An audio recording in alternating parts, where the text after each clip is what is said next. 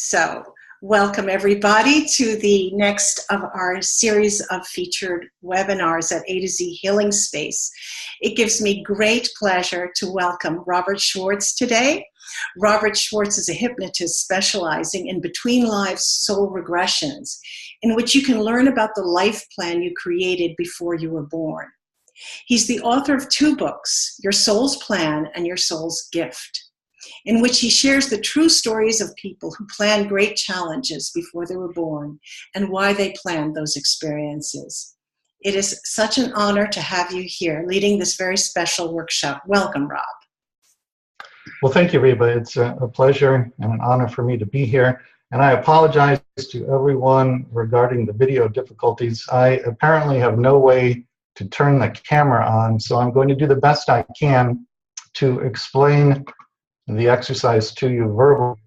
And parts of that are going to be challenging because there were some illustrations that I was going to hold up to the camera, but I'll try to describe those as best I can. So let me begin by giving you the background to this exercise. Then I'll give you the theory behind the exercise, and then we'll talk about how to actually do it. The background to the Divine Virtues exercise is that as many of you know, I'm the author of a couple of books, Your Soul's Plan and Your Soul's Gift, the premise of which is that we ourselves plan our lives, including our biggest challenges, before we're born. And I worked with several very gifted mediums and channels in those books to research people's pre-birth plans. And as part of that research, we were actually able to go into people's pre-birth planning sessions and eavesdrop, so to speak, on the conversations they had before they were born, when they were talking to other souls and setting up the challenges they wanted to experience. And over a period of years, as I researched many people's pre-birth plans, I started to notice that a lot of the conversation in the pre-birth planning sessions, when souls were discussing challenges, revolved around a soul-level desire to cultivate and then express, while in body, certain qualities that are important to the soul. And I gave these qualities the name Divine Virtues. And over a number of years, I started to observe that some virtues came up much more frequently in the discussions than others. And I put together a list of the ones that came up the most often. That is the list that you have on the handout. Now, that list is not intended to be exhaustive. There are many qualities that we work on in a lifetime. But the ones on the handout are the ones that I have seen come up the most in my work. So that's the background to the exercise. Now let me give you the theory behind the exercise. And this part is going to be hard to describe because I was going to draw a graph, and now I'll just have to describe it to you. If you picture your basic XY axis, and the Y or vertical axis represents your level of consciousness. The X or horizontal axis represents time. It is literally the time of your life, if you will forgive the play on words. You're born at the beginning, at the 0 point on the X-axis, and you die somewhere much further down the X-axis. Now, if you can visualize this, a very common pre-birth plan looks as follows. You're born with a certain level of consciousness. So picture a dot being placed maybe 1/3 of the way up the Y-axis. That is the level of consciousness you bring into the body at the beginning of your incarnation. And then from that dot on the Y-axis, picture a straight line going up at maybe a 20 or 30 degree angle. And it goes up maybe towards the middle of the graph. That is the beginning of a very common type of life plan in which you plan for a number of years to go along, making incremental gains in consciousness. And then all of a sudden, that line spikes upward. There's a big increase in the angle or the rate at which your consciousness is developing. The point at which that line spikes up is a pre-planned inflection point. It's most likely a life challenge you yourself agreed to before you were born, in the hope that your level of consciousness would spike up like that. Now, it could be almost anything, but given humanity's current state of evolution, some life challenges are chosen much more commonly than others as these sorts of inflection points. One of the most commonly chosen life challenges is the death of a loved one. If it's not the death of a loved one that's leading to that increase in your consciousness, then very often it will be an illness. And if it's an illness, very often it will be cancer. If it's not the death of a loved one or an illness, then very often it will be an accident. And I'm putting accident in quotes here because it isn't really an accident. So that line going up at a 20 or 30 degree angle and then spiking up at a much steeper angle, that is a very common type of pre-birth blueprint. Now, all of that is a risky undertaking, because what can happen, and what often does happen, is that from that inflection point, instead of your level of consciousness spiking up, it actually starts to go down for some period of time. So imagine a line from the inflection point angling down, again, it may be a 20 or 30 degree angle. That period of time in which your consciousness goes down in frequency or vibration, that is the period of time in which you get stuck in the so-called negative emotions. Things like anger, blame, shame, guilt, lack of forgiveness, and so on. Now, your soul is willing to take the chance that you will go into that period of decreased consciousness and negative emotions, because your soul knows that sooner or later everyone, and I do mean literally everyone, will come out of that period and their consciousness will spike back up again. So imagine another line drawn from the end of that period of negative emotions, spiking up at a steep angle. Now, that period in which you're stuck in the so-called negative emotions and in which your level of consciousness decreases, that is a painful place to be. You don't want to spend any more time there than you have to. How much time you spend there is up to you. It can be days, weeks, months, years, decades, or even multiple lifetimes. So the question becomes, if you are in that phase of negative emotions and decreased consciousness in response to a difficult life challenge, how do you get out of that stuck period and bring about that increase in consciousness that your soul was hoping for before you were born? Well, there are a lot of different ways to do that. There are many healing modalities. But one of the most powerful, in my opinion, is simply to come into an awareness that you are the powerful soul who planned the inflection point, the difficult life challenge. Because once you know that, that pulls you out of victim consciousness. Even if you don't know why you planned it, the simple knowledge that you planned it pulls you out of victim consciousness. Victim consciousness, as I understand it, is literally the single lowest frequency or vibratory state a human being can be at. And it tends to be self-perpetuating, because when you believe yourself to be a victim, you vibrate at the frequency of victim. When you vibrate at the frequency of victim, you are energetically stating to the universe that you are a victim. Well, whatever energetic statement you make to the universe always responds in exactly the same way. It always responds by saying, yes, that's right, you are.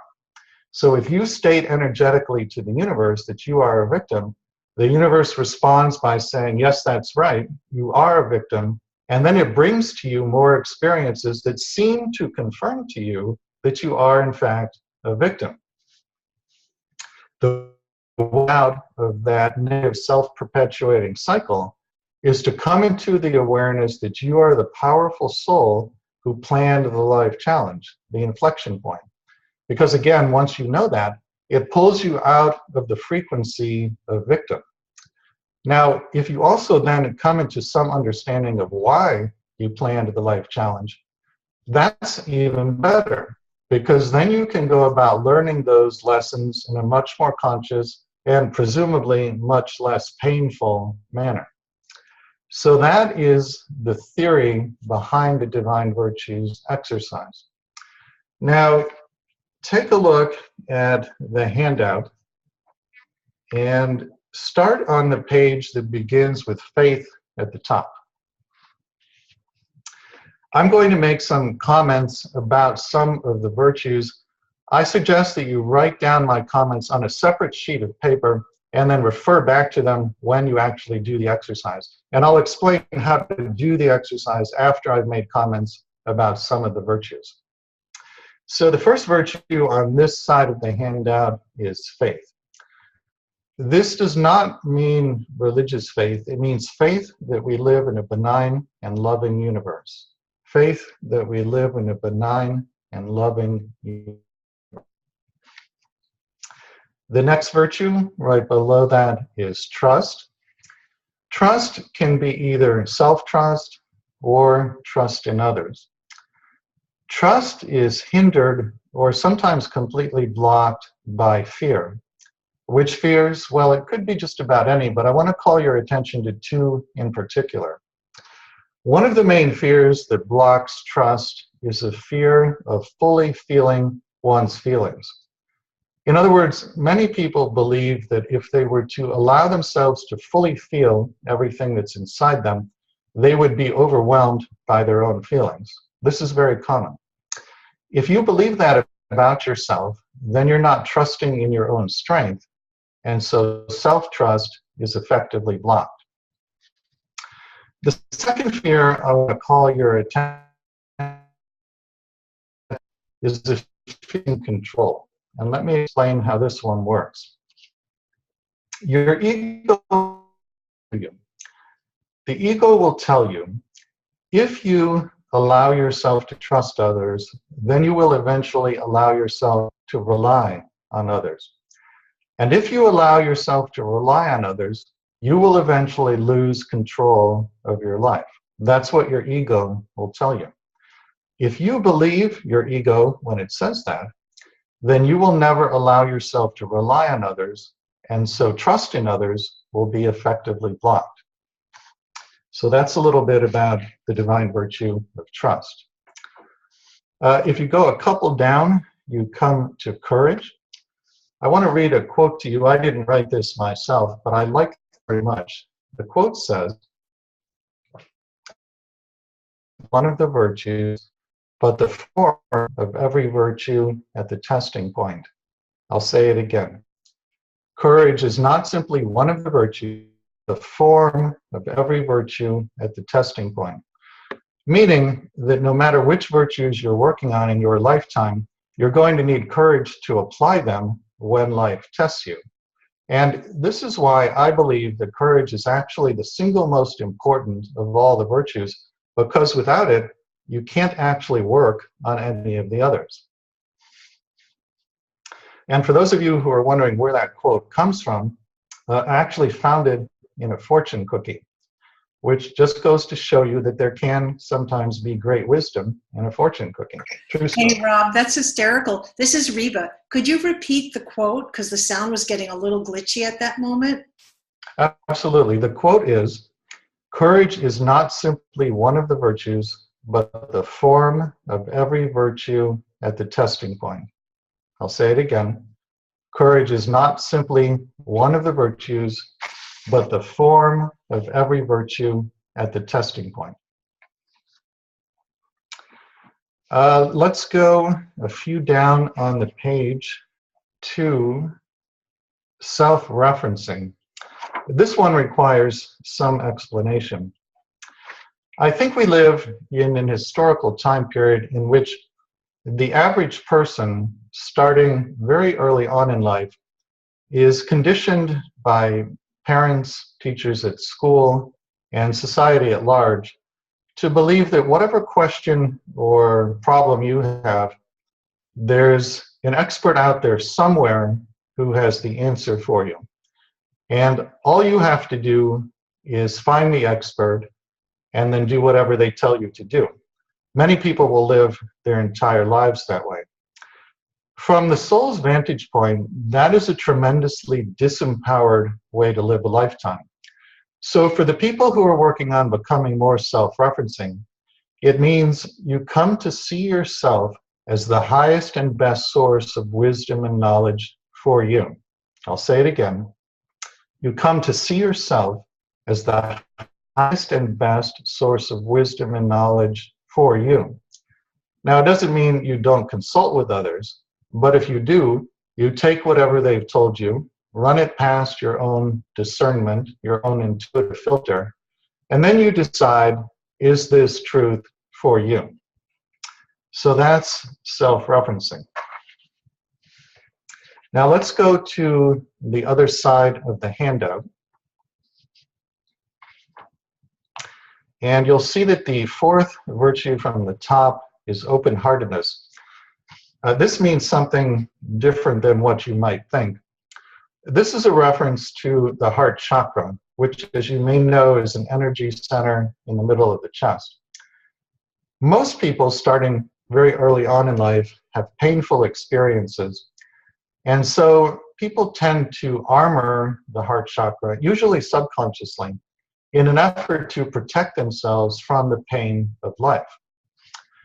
To the extent that let me back up for a moment. So the heart chakra, as I understand it, is literally an interdimensional portal.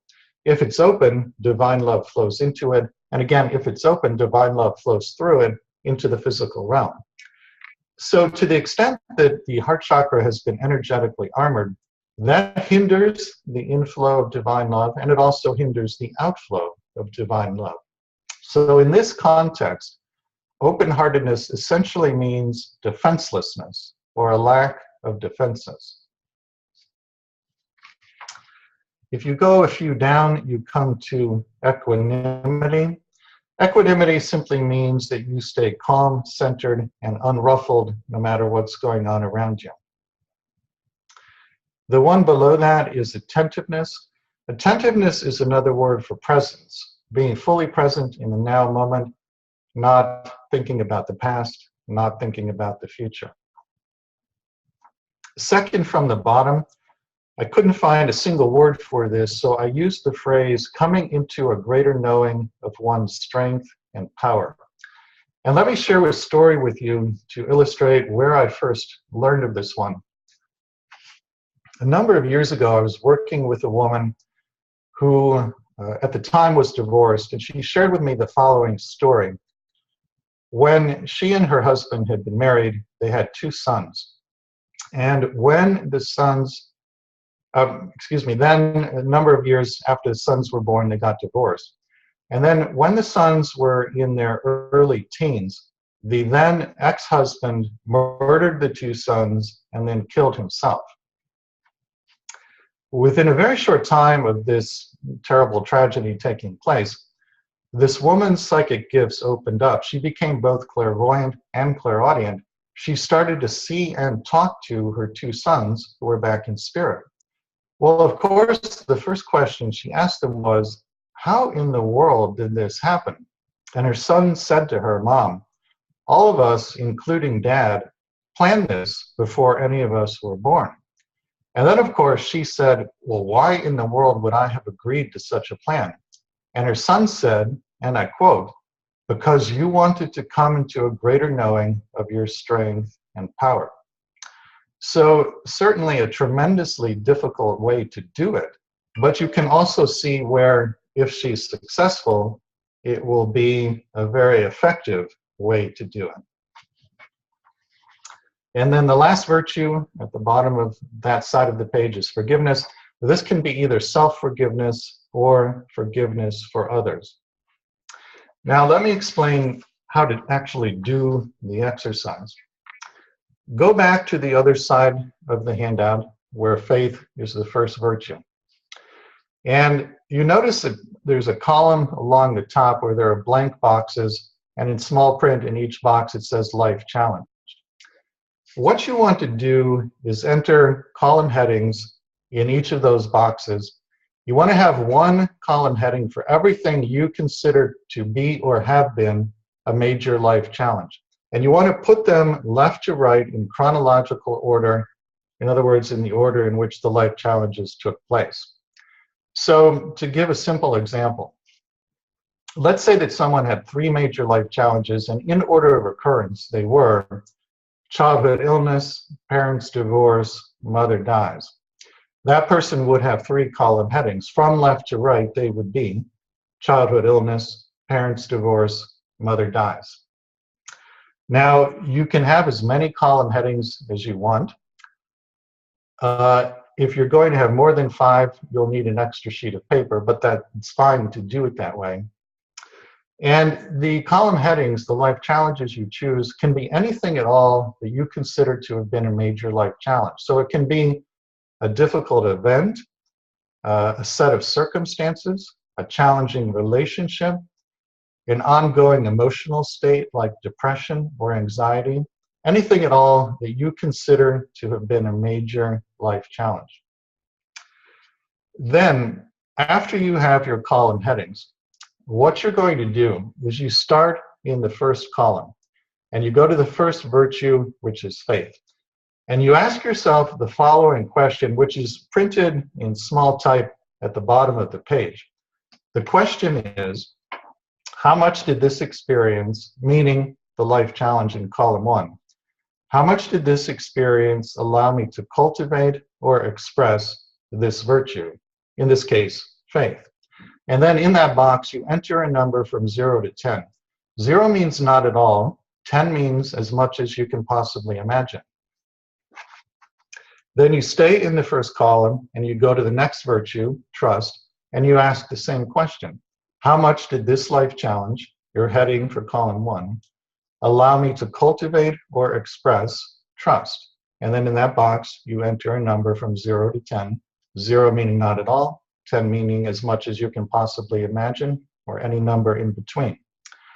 Now, when you ask the question, how much did this experience allow me to cultivate or express this virtue?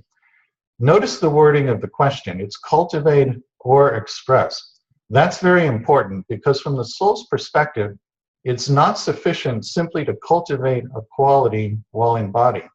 What your soul wants you to do is then take the quality you've cultivated and express it, and the expression is almost always some form of service to others. So it's either cultivate or express. Both are equally important from the soul's viewpoint. So you go down the whole first column, you do every virtue that way, both sides of the handout, and then you do the same thing in every subsequent column. Now, when you are assigning the numbers between 0 and 10, you want to be sufficiently discerning, by which I mean you don't skew your numbers either too high or too low. In a group that chooses to come to a webinar like this, it's very unlikely that you're going to skew your numbers too low because the people who are drawn to doing this kind of exercise are very self-aware. In other words, you can see how a lot of virtues could come out of a lot of different life challenges. But there is sometimes a tendency in self-aware people to skew their numbers too high. In other words, because you can see how many different kinds of qualities could come out of many different sorts of challenges, sometimes a self-aware person will give all 8s, 9s, and 10s to all or almost all of the boxes in the matrix. And I can assure you, there is nobody listening right now, and as far as I know, nobody out there in the world who is working on all or most of the virtues. The average person is working on 2 or 3 of the virtues. Very rarely, there's somebody who's working on 4 or 5. The person who is working on 4 or 5 almost always has a life that is filled with trauma. If you don't immediately think that you're 5, then you're not. You're working on 2 or 3. So you want to be sufficiently discerning when you assign your numbers. Don't too high. You want to have given all or mostly higher numbers to 2 or 3 of the virtues, or at most 4 or 5 of the virtues. Also, something else that's very important to keep in mind when you assign your numbers. When you ask the question, how much did this experience allow me to fit or express this virtue? The question does not refer to when the challenge happened, but rather the entire time period from when it first happened up until today. And that is very important because often when a life challenge first occurs, we're just so busy coping with it that we don't even know yet what kind of growth or learning are going to come out of it. And a lot of times, the growth and learning don't come out of it until months or even years later. So when you ask the question, how much did this experience allow me to cultivate or express this virtue? The question refers to the entire time period from when the life challenge first happened up until today. So that is an overview of how to do the exercise. Now let me give you an example of how somebody might fill this out, just to make it more clear in your minds. A number of years ago, I worked with a woman who at that time was in her 40s, but she shared with me the following true story that took place when she was in her 20s. She and her daughter, who at that time was about 7 years old, were at a swimming pool during the summer. And the little girl was playing in the water in the pool. This woman was lying in a lounge chair in the sun next to the pool. Well, all of a sudden, the little girl jumped up out of the water, ran over to her mother. And mind you, this is a child who previously had never said anything unusual. She ran over to her mother and she said, "You're not waking up the way we planned before we were born, so you're going to have a really bad accident." Well, as you can imagine, the mother was horrified, partly because her daughter was saying such a strange thing, and partly at the thought of having to have a bad accident. Well, sure enough, not long thereafter. Rob, can you start with the mother was horrified because the sound went out just then? Start with, she tells her mother this thing and go from there. So then the girl jumps up out of the pool, she runs over to her mother and she says, "You're not waking up the way we planned before we were born, so you're going to have a really bad accident." The mother was horrified, partly because her daughter was saying such a strange thing, and partly at the thought of having to have a really bad accident. Well, sure enough, not long thereafter, this woman was in a car accident which did not trigger the spiritual awakening. And then about a year later, she was in a second and even worse car accident, which did not trigger the spiritual awakening. And then about a year later, she was in a third and even worse car accident, which finally triggered the spiritual awakening. So if that woman were doing this exercise, she would have at least 3 column headings, 1 for each of the car accidents. When she goes down the column for the first car accident and gets to the divine virtue of spirituality, if she's being honest with herself, she'll give it a 0. When she goes down the column for the second car accident and gets to spirituality, again, if she's being honest with herself, she'll give it a 0. But now, when she goes down the column for the third car accident and gets to spirituality, she'll give it a 10, or some other high number like an 8 or a 9. That is an example of how someone would do this exercise. So that is the explanation as to how to do it. Now, we don't have quite as much time for you to actually do the exercise as I had hoped. But for those of you who were able to print it out, go ahead now and get started on it. Create your column headings. Fill in the matrix, asking the question that's printed at the bottom of the page. I'm going to give you about 12 minutes or so to work on this. I don't expect that anyone is actually going to finish it in 12 minutes, but then I'll come back and we'll discuss what to do after you have finished the exercise and how to interpret your numbers. And in the meantime, as you're working on the exercise, if you have any questions, type them into the chat function and I'll respond to them. Thanks, Rob. I'm going to scroll down so that people can see both pages because they need kind of the whole column. So if you want to jot some of these down, if you can write fast, you can jot the whole list down. This is the second page that should be visible on your screen. And I've shared the link to the handout again in the chat.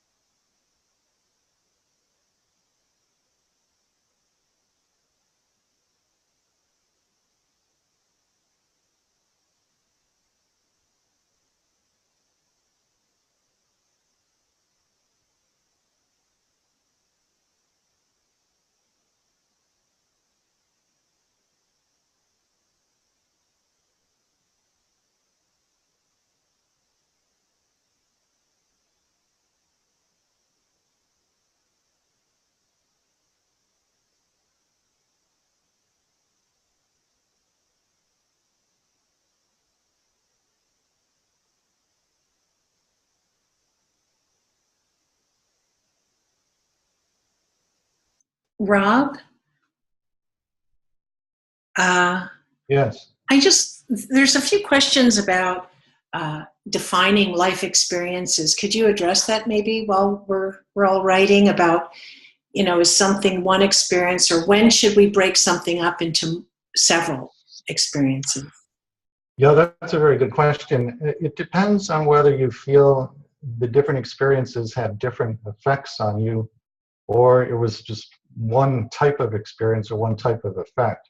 So, for example, depression and anxiety, if you feel that those experiences had more or less the same effect on you, I would put it as one column heading. If you feel that the depression and anxiety had very different effects on you, or different forms of growth emerged from them, then I would do it as two column headings. And I see some questions also in the chat about how many column headings you can have. You can have as many as you want. It's whatever you consider to be or have been a major life challenge. Now, on the handout, there are only 5 squares for putting in life challenges, but you can have more than 5. You'll just need to get a separate sheet of paper and attach it. Thanks, that's very helpful.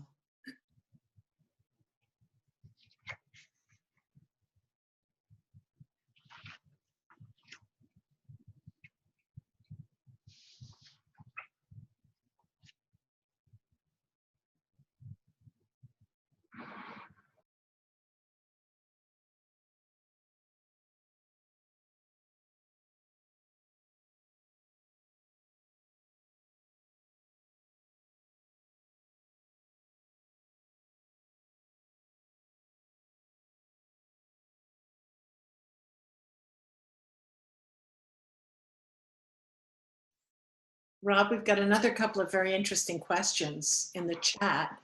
One is, how do we rate our expression?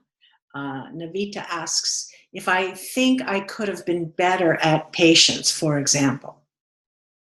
Well, first, it's not evaluative in the way that question implies. In other words, you're not judging yourself as having done well or having done poorly.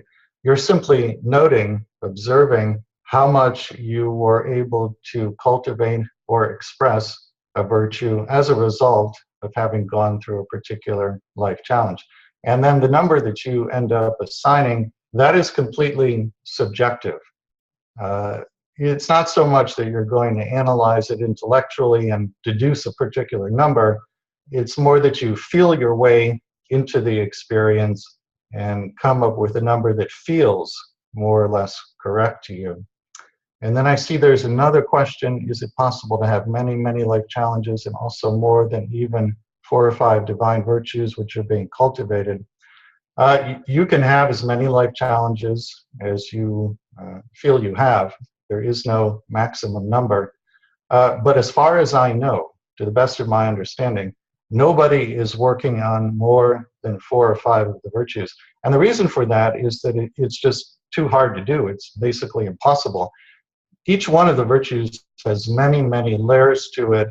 And you've all probably had the experience of feeling that you've cultivated perhaps a lot of compassion or a lot of empathy, whatever it might be.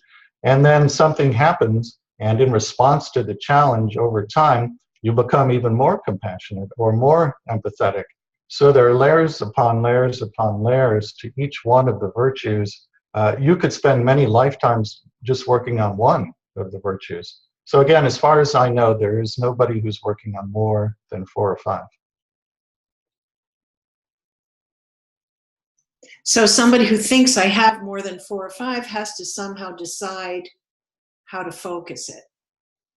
Yes, that's correct. And what you might want to do in that is go through the exercise several times, or at least twice. So in other words, the first time you do it, you might actually give all or mostly higher numbers to, let's say, 6, 7, or 8 of the virtues.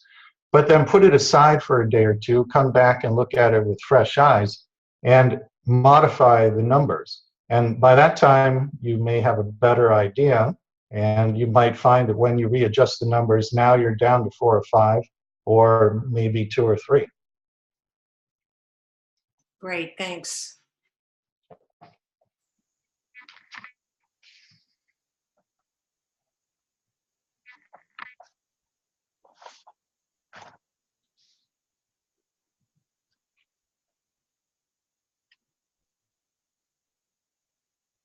last chance for if anybody has any questions, because this portion of the webinar is going to come to a close soon. So add them in the chat or in the Q&A function.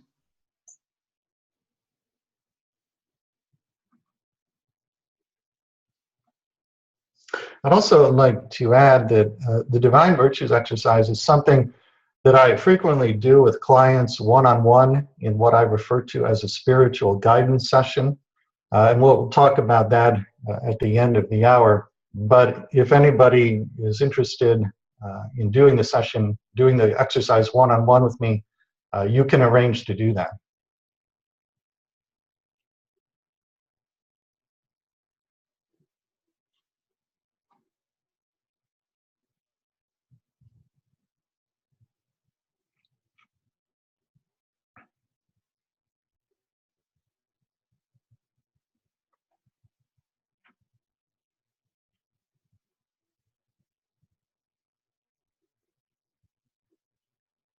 Okay, we have another question. Karen asked you to repeat about the, I think about the guidance session, and then there's a couple of questions that came in as well. The spiritual guidance session is a 1-hour session that consists of conversation from a pre-birth planning perspective about any subjects you would like to talk about. My website is yoursoulsplan.com, and if you go into the store of the website and then click on spiritual guidance, a page will come up that will show you all the different kinds of sessions I offer. Most of them are forms of hypnosis, which we'll talk about in a few minutes. But the one that is not, the only one that is not, is the spiritual guidance session. And in that kind of session, you can choose to do the Divine Virtues exercise one-on-one with me. And the really sweet part of it is that just for the AtoZ community, you're offering a special discount on that. So we'll talk about that later. But we've also had a question come in from Lorraine saying, I don't understand, aren't we working on all these virtues at some point in our time here? Yeah, that is also a very good question. It may be the case that you develop many of them to some extent over the course of a lifetime. But what I'm referring to here and in this exercise is, what were your pre-birth intentions? What did you talk about in your pre-birth planning session? What did you want to really focus on cultivating and expressing in this lifetime? From the pre-birth planning perspective, the vast majority of souls are working on 2 or 3 of the virtues. Again, occasionally, but very rarely, somebody is working on 4 or 5. And as far as I know, nobody is working on more than 4 or 5.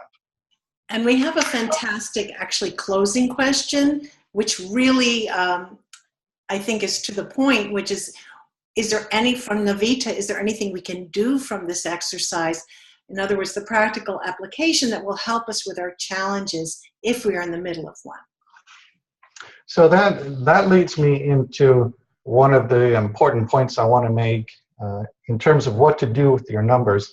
And I realize that probably nobody has finished assigning their numbers, but let me just speak now as to what you can do with the exercise after you do eventually finish it. There are really 2 ways to work with the results of the exercise. In other words, once you have teased out which 2 or 3 or maybe 4 or 5 virtues you're working on, you work with that information in 2 ways. One is retroactive and the other is proactive.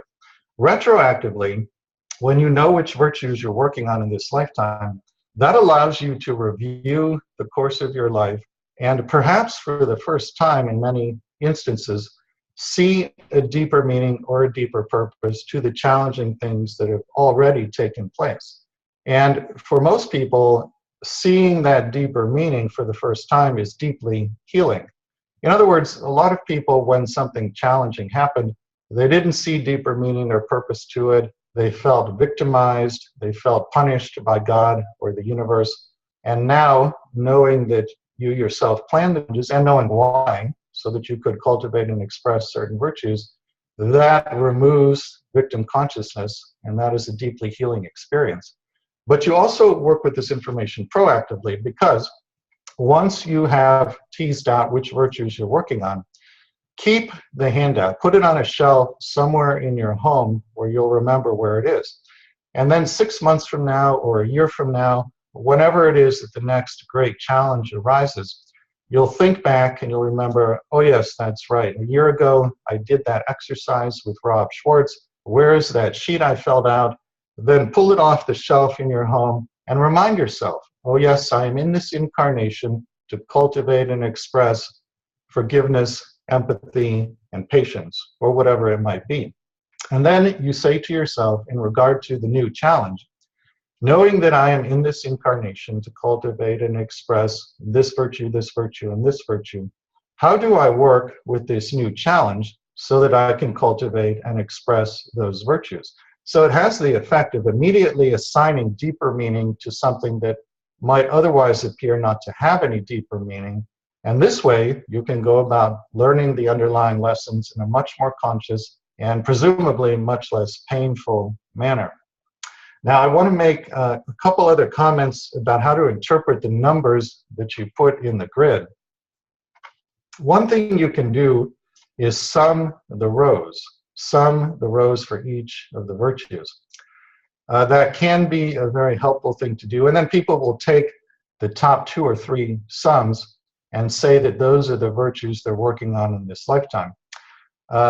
Again, that can be a helpful thing to do, but if you're going to do that, be mindful of the fact that if you have the pattern that that woman had who had the 3 car accidents, for example, in her row for spirituality, she would have 0, 0, 10.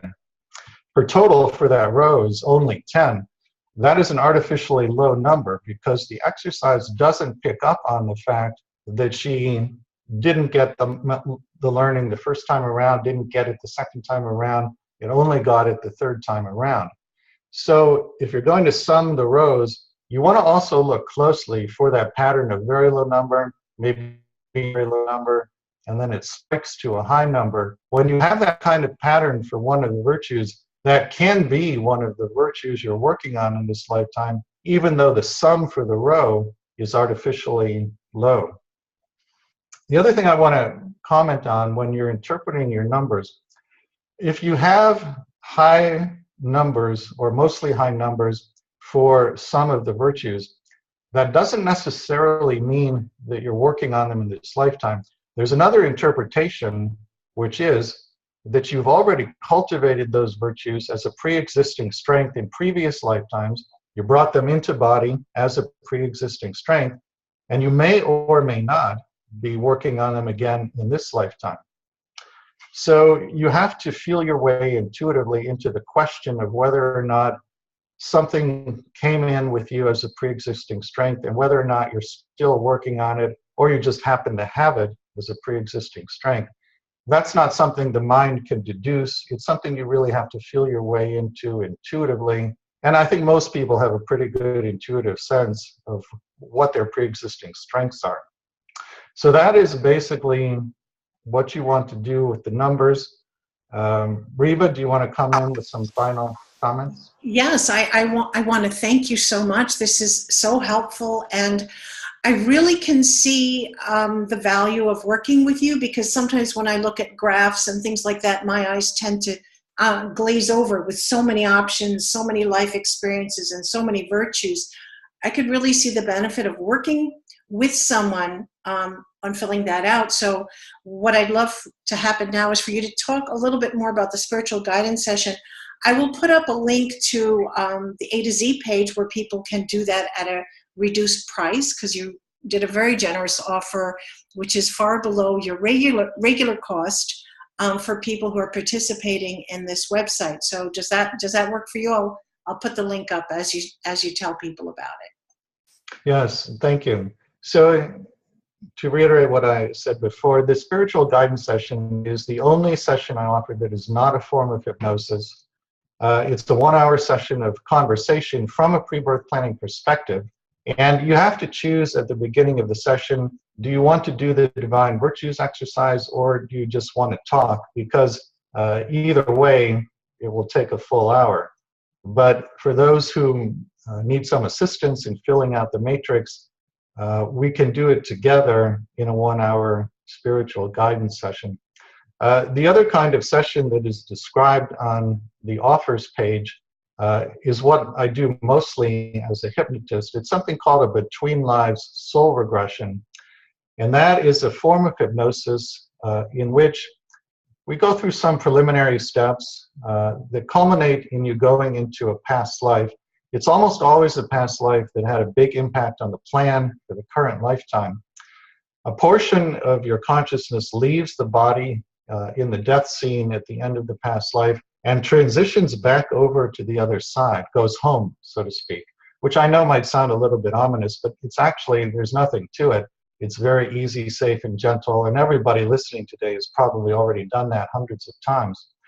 When you get back to the other side, most people are greeted by a spirit guide. You talk with the guide about why you were shown that particular past life and how it affected the plan for your current lifetime. And then we ask your guide to escort you to what is called your Council of Elders. Your Council of Elders consists of the very wise, loving, and highly evolved beings who oversee the evolution of your soul. They know everything about you, not just the plan for your current lifetime, but also every past life you've ever lived. So when someone gets in front of their council, that is potentially a life-changing experience because the council can answer literally any question you put to them. And people will come out of a between life soul regression and say things like, I have no more questions about my life. The council answered every question I have. So it's a profoundly transformative experience. And again, if you go to my website at yoursoulsplan.com, go into the store, click on spiritual guidance, and then click on the different session types. There's a lot of information there about the different sessions. And on the Between Life Soul Regression page, if you go down to the bottom half of the page, there are a number of first-hand accounts from clients describing what they experienced in a Between Lives Soul Regression. That would be a very good way to find out more about what happens in that experience. Thank you so much for that. And if you want the discounted session that we're offering through AtoZ, that's at AtoZ Healing Space. That's AtoZ Healing Space, one word, .com/offerings-Robert-Schwartz. And I've put the link up in the chat as well. So thank you, Rob, so much. This has been so very helpful for everyone. There was such a strong interest in this workshop that as a gift to the community, we're going to be making the replay available on the community bulletin board through Sunday night. And I will also be putting up the link to the handout there on the AtoZ community bulletin board. So you can take your time, listen again, fill out the worksheets, and explore further because it's such a rich thing. After that, the video replay will be available in our AtoZ shop as well as for our premium members available in the AtoZ video library. So to learn more about our free webinars with guest speakers, we have some upcoming webinars. Visit AtoZHealingSpace.com/guest speakers. And if you'd like sustained support on a monthly basis, consider joining one of AtoZ's monthly circles, which is at AtoZHealingSpace.com/thecirclespace. So thank you again, Rob. We had a wonderful time and learned a lot. We missed seeing your face, but I think it worked out well anyway because we got the information so beautifully. And thank you. Well, thank you, Reba. It was fun for me to be here today, and I appreciate the opportunity to give this information to everybody. Thank you so much.